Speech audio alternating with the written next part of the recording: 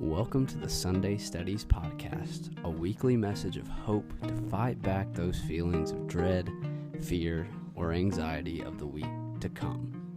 This is a place to pause and find momentary solace and encouragement before you dive into the days ahead. Here's to finding it and feeling it together.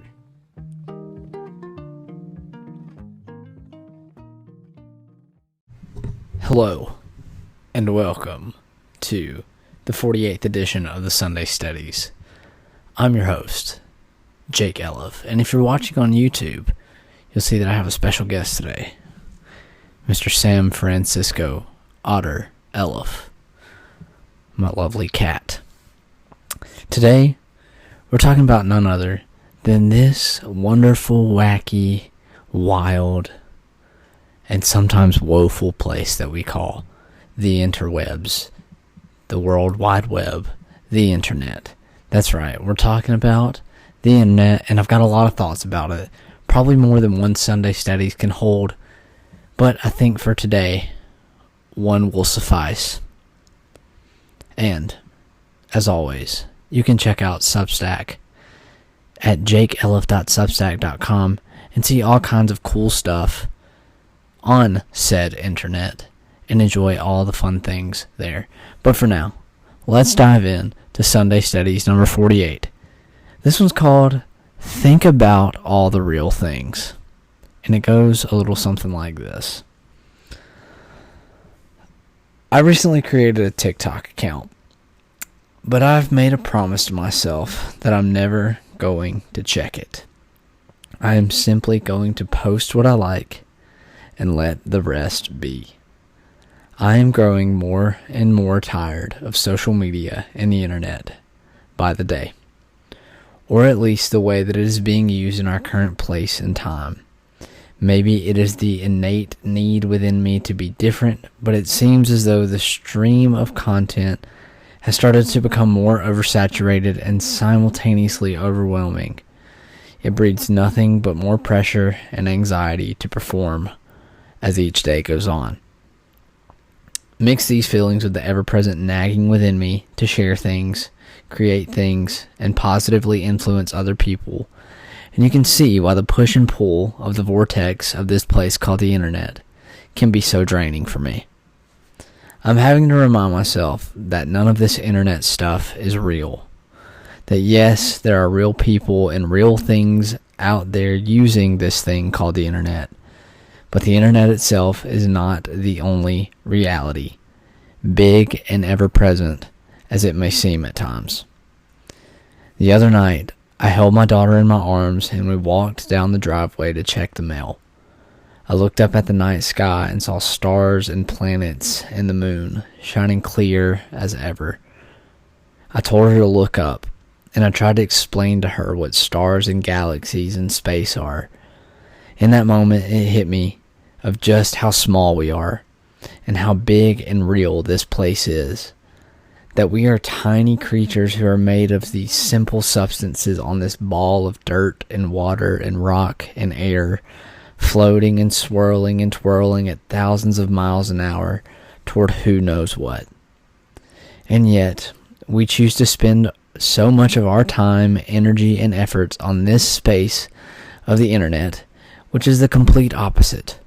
Nothing more than an illusion of big and vast and expansive, but full of no reality or substance whatsoever.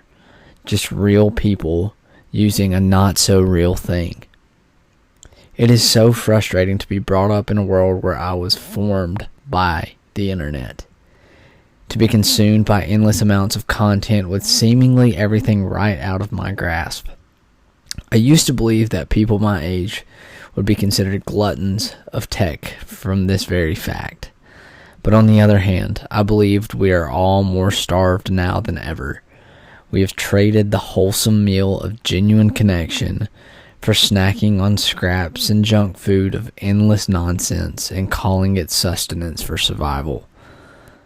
In terms of human development, the internet is still just a teenager. It's really only been available for us to use as a whole for less than 20 years or so. And I'm all for giving it grace and allowing it to grow up a little bit in the future. but I'm starting to grow tired of how it is affecting our perception of reality. I desperately crave for the real thing and not a cheap substitution. A place where we are no longer starving for attention and our souls feel stretched out. A place where we can be and let that be enough.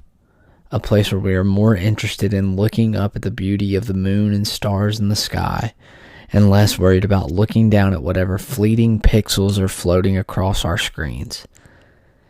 It's quite strange to me, the ways that we use and are used by this enigma that is the internet. And yet, here I am, still using it. I suppose we will adapt soon enough. We always have, and we always will. I believe there is a better day ahead where things like social media and fake fame and artificial conversations will cease to exist as they are. At least that's what I'm hoping for. I genuinely don't know how I feel about all of this, and more so just needed to get it out of my head. So I'm curious, how do you feel about the internet? How we use it, or how it uses us? What does a better tomorrow look like today as users of the internet? Let's start a conversation because I'm genuinely interested in knowing your honest thoughts and opinions. I can't give you any definitive answers or concrete words of encouragement this week, but I will offer up a simple exercise to try instead. Do yourself a favor and go outside on a clear night this week. Look up at the sky for as long as you want to and think about the reality of this planet, the people who live on it, and the real and beautiful things that we are capable of. Maybe if we all do that a little more often, it'll be a step in the right direction to chipping away for a better tomorrow. A real tomorrow with real people and real things like you and me. And the haiku this week goes like this. Look up at the sky. Think about all the real things. Things like you and me. That's Sunday Studies, number 48. This place is weird. And if you're watching or listening to this, then you are a product of it because we're all forming and being formed by this thing and all the things. But hopefully we're going to see a better tomorrow with the way that we use it and hopefully less of being used by it. But these are just some thoughts that I've had that have been swirling around in my head for a while. And when Hattie and I went outside the other night and looked at the stars, it really, really hit me of just how not real this stuff is. But I do think that the connections we can make are real. I do think that some of the conversations we can have are real. But ultimately, so much of this world is made up of so many more real things than just pixels on the screen. So if you're watching these pixels on the screen, thanks for being a part of it. But hopefully you'll go do something real with your life now. I think that's what I'm going to go do. So with all that being said, you know the drill. I hope all this gave you some steadies to fight the scaries. Reach out if you need anything. Know that I'm in your corner. And as always, bye. See you soon.